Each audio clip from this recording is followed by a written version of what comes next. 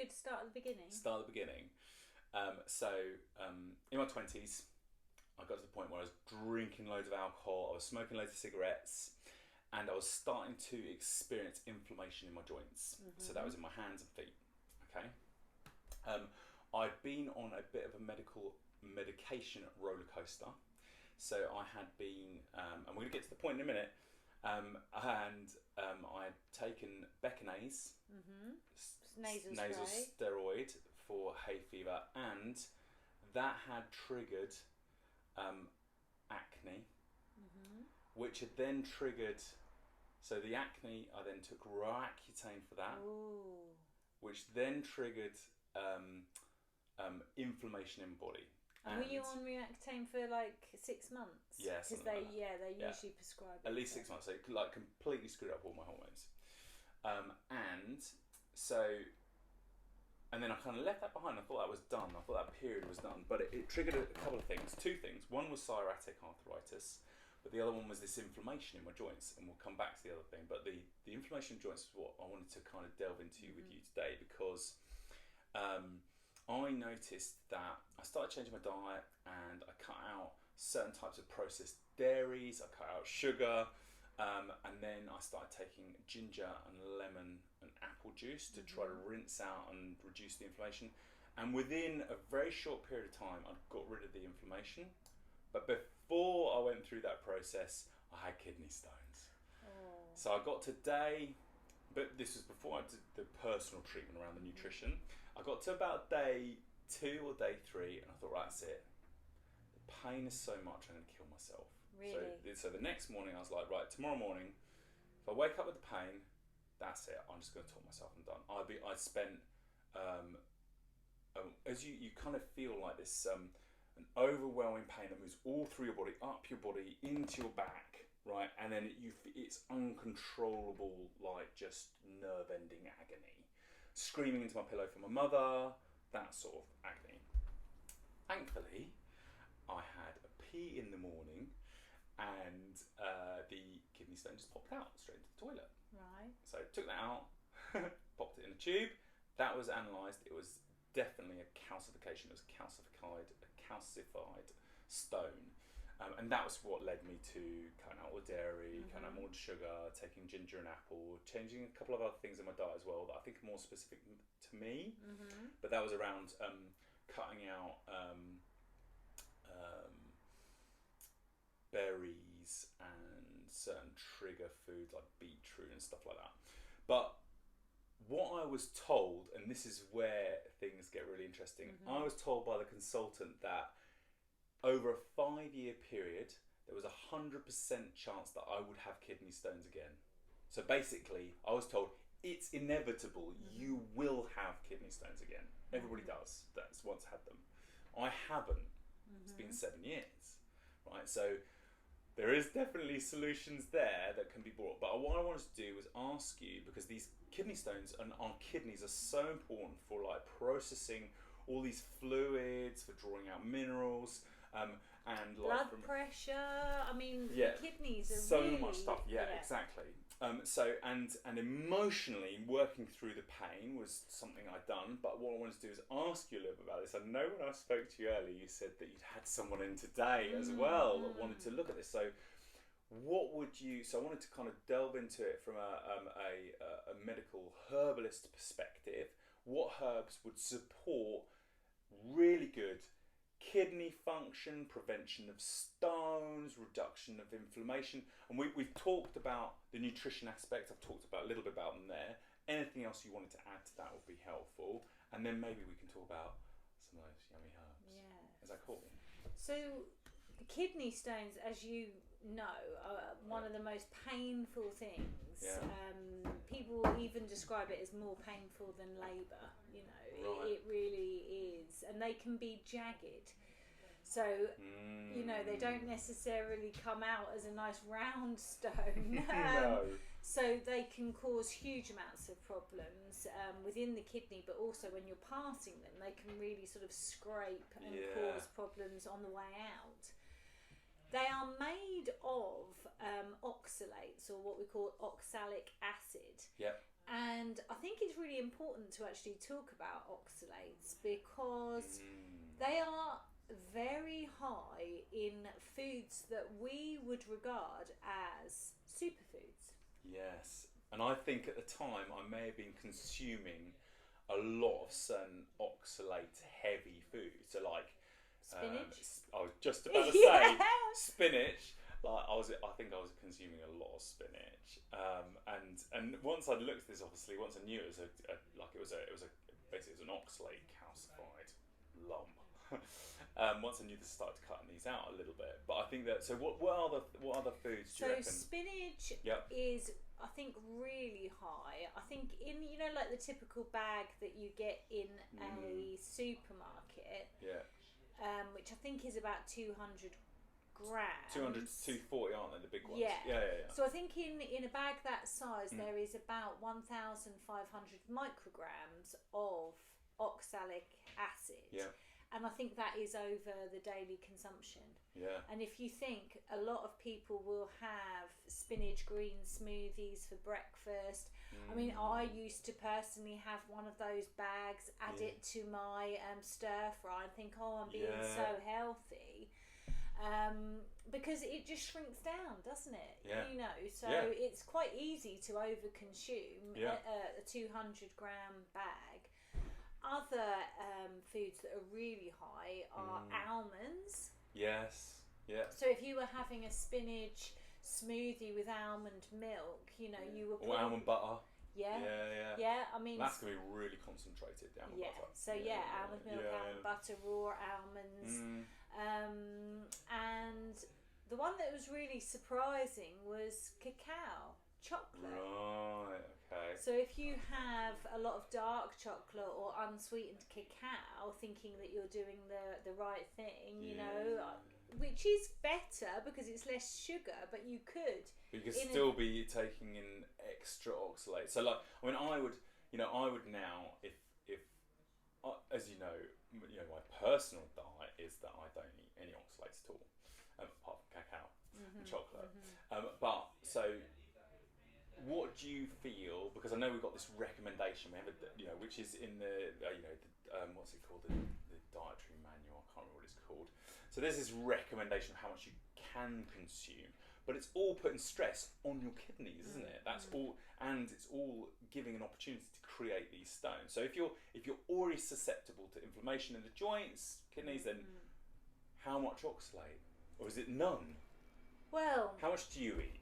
I eat no oxalates because when I was on what we call a ketogenic diet, which was a very low carbohydrate, high fat diet, I could not have eaten more oxalates. Yeah. I mean, I was doing all the things that you're told are healthy. I was having lots of spinach. I was having dark chocolate with 85% plus cacao content. I was eating huge amounts of almonds. I mean, so I was consuming almond milk. I was eating salted almonds. I would have ground almonds because I would make a lot of keto recipes that called for ground almonds. And I loved almond butter. So I don't think I could have consumed more even if I tried. Luckily, I didn't ever experience any issues with my kidney. But when I went on a very low oxalate diet, I actually went on a carnivore diet.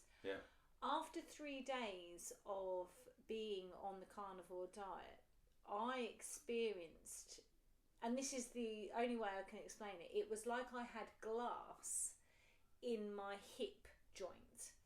It was so painful that I couldn't actually walk properly. I was sort of limping.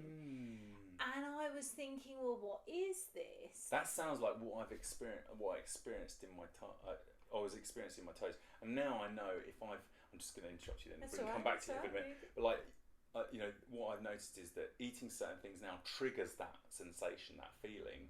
So do you notice that now? We'll come back to it, but do you notice any triggering of that inflammation when you eat certain things now, or is it now funnily passed through? enough, in a different way, and I'll come to that. Okay, cool. To that. But this is what made me discover oxalates. So when I'd done the carnivore diet for 3 days, and I thought, well, this is supposed to be the ultimate anti-inflammatory diet. Clearly I'm doing something wrong. So I was doing a bit of research and came across a doctor called Sally Norton, and she really is the oxalate expert. And basically what happened, I believe, is that I was oxalate dumping. Which means that oxalates are so toxic that the body tries to get rid of them by storing them in cells, bone and tissue, because they are so detrimental. And I believe that they were stored perhaps in my hip and then they were coming out. And so what Sally Norton recommended was to eat some foods with a small amount of oxalates. So I ate a small sweet potato, and within about 8 hours the pain went. So it's a bit like a feedback loop then. So it's similar to the homeostatic effect of calcium in the blood. So like when you're always going to maintain a certain amount of calcium in the blood. If you don't have enough calcium in the blood, then you start to take out your bones. If you have extra calcium, then it needs to get laid down. If it starts trying to get laid down too quickly, that's when you can start to get inflammation. So it has a similar feedback loop.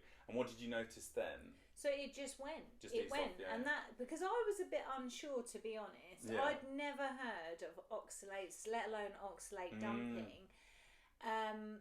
But it was a miraculous change. Like the pain just went and I never had it back. And what the theory is that when you have no oxalates, your body tries to get rid of it so fast that that's what causes this pain or inflammation. Oh, excuse the phone. You'll have to it's the worst. I'll just edit that out. It's the worst sound. Back to oxalates. Yes. Where was I? Oxalate dumping. That was it. So I'd highly recommend, if you are interested in oxalates or you do suffer with kidney stones or what we call gravel, to look at the amount of oxalates you're eating, because I think this is the fact is that there can be too much of a good thing. You know, that we're all having our green smoothies with our unsweetened almond and maybe some cacao, you know, for all of the polyphenols. It's intense, isn't it? Yeah, and if you're having that every day or multiple times a day, it can be too much for the body to get rid of. And so then it will store within your tissues and potentially can cause not only kidney stones, but we think various different issues, particularly with the joints. The sinews, skin issues. And with the skin issues, I will come back to that with you. But I think that is going to grow. That is going to be quite a big thing. So we'll get to that. You've experienced. So someone's experienced either inflammation in the joints, which has then been diagnosed as a problem with kidneys, or chronic kidney imbalance, or they've experienced kidney stones. And then they're going to live with some fear, so they're going to need to move through fear. Just acknowledging because there is the fear of what if this happens again. So it's to be with that. But what can they do practically from a herbal perspective that's going to take the opportunity for them to take an action in the moment? So what can they do to maybe reduce the chance of formation of crystals? What can they do after it's the nephrin, isn't it? What are the little tubes called? I forgot what they're called now. Something, isn't it? There's the glomerular. Oh my goodness. We will remember and we'll put it in the notes. Right, and anyway, so when the stone passes through, it can cause this wounding, cause this scratching. Is there something that can support that anti-inflammatory effect? What? Yeah, so I tend to use a herb specifically which has lots of mucilage. It's basically very slimy, and so it will help to protect protect those fine membranes as the stone is leaving. So I use marshmallow root powder. Right. Marshmallow is really high in compounds called long chain polysaccharides, and they are it's a little bit like wallpaper paste when you mix it. Right. It's very sort of slimy but very soft. We call it a demulcent. Yeah. And demulcents help to soothe any red inflamed tissue, but it will also help to pass the kidney stone without hopefully too much pain. Yeah, marshmallow sounds amazing as well. Well, yeah, I mean, you remember marshmallows, don't you? Well, marshmallows, not the ones full of sugar though. No, I mean marshmallows used to be made out of this particular plant roots, but of course now it's just sugar and I don't know quite what else. But yeah, marshmallow is beautiful, and it wild or common mallow. Yeah. If you live in Portsmouth, grows everywhere along the seafront. So those little flowers that you'll see, the purple ones that look like a daisy. Right, They're sort of pinky purple. Right. And they'll grow all along the seafront. That's wild mallow or Malva sylvestra. Yeah. And you can actually consume the flowers. They have a demulcent property. Yeah. But it's Althea, which we use the root, which has the most mucilage. And that's then put into I was going to say a potion then. Yeah, a powder. A potion. So you put that into a powder, and then you turn that into mix it into water make it into a paste, and then you drink it. Drink it. Yeah. Doesn't taste bad, but it is gloopy. People don't like it. But it's not horrible. It could be a lot worse. It's not bitter or anything, is it? Oh no, so, it could be a lot worse herbs. So could you mix it with a bit of honey? Or is that not? Well, I wouldn't suggest that's cool. it. That's cool. I'll just play devil's advocate. I don't know. I'm not medical. Probably not, but cool. Well, so it's a down it job, right? Yes. Okay, cool. Okay, good. And if someone wants to get that, then they come here, obviously, see you. And is that one of those? Is that something is bought off the shelf, or is that something that they need to be prescribed? No, you can buy that. Okay, cool. It's good to I think it's good for the people to know the discrepancy as well, like which one, because we talked about other things like the tinctures and stuff they need to come to you for. Cool. Okay. So, on the kidneys, is there anything else you think we should cover? I think both you and I drink distilled water, don't we? Yes. And I know it's quite a controversial subject, actually, distilled water. Yes. But I think if you have any type of issue with your kidney, I think distilled water would be the way forward. Yeah, and there's lots of people offering lots of information about water. I thought we'll make sure that in the comments we put a link. There's a woman whose name escapes me right now, who has dedicated her life to finding out what the best water to drink is. But distilled water is a good way to drink, so that you're removing at least all the sludge. Because what we notice, we distill our water here in Southsea in Portsmouth, and we're pulling out of the water is all the lime scale, which is unbelievable, which is ultimately calcium, and then all the cleaning fluids. So like anything that they've used in the water cleaning fluid perspective, chlorine, the extra chlorine you can allow it to evaporate. All the hormone, all that stuff gets pulled out with distiller, or lots of it gets pulled out with distiller. I'm just starting to, like I was just saying earlier, Ocean has just started to bring in adding minerals back to our distilled water, but we're definitely on our journey with it, and there's so much information about how you treat your water, and that it can pick up loads of vibrations from you, and there's so much stuff around that. I mean the work by Emoto. That's it, right? Yes, Emoto. That's right. On the vibration. Crystals. The vibrational properties of water and what it can pick up. And again, I know very tiny little bit about that, but I know enough to do practically to acknowledge that water's going to pick stuff up. So So I do think... And drink plenty of water. And I think if you do have a propensity for any type of kidney disease, whether it's stones or, you know, glomerular filtration issues, I think having your water distilled to get the toxins out is essential. And I do think it's better than those sort of filter cartridges, because I've always had a Brita filter. There are others available, but if you're anything like me, I'm sure I didn't change them as regularly as I should. And actually, potentially, they can be worse because if you don't change them regularly, they can harbour more toxins. And because they're sat in the water, and there's plastic with those. And the plastic, I wanted to talk about that because you can buy distilled water in plastic bottles. I would still recommend getting a stainless steel or metal distiller. Like you've got right there. Exactly, and putting your water into metal, because if you're buying still water in plastics and then you've got all the elements around phthalates and plastics and that and all the rest of that, which we won't go into today. That's a whole subject on its own, isn't it? So I think the last thing really is to drink plenty of water, right? If that was like, it's your kidneys process water. Make sure you're drinking enough water.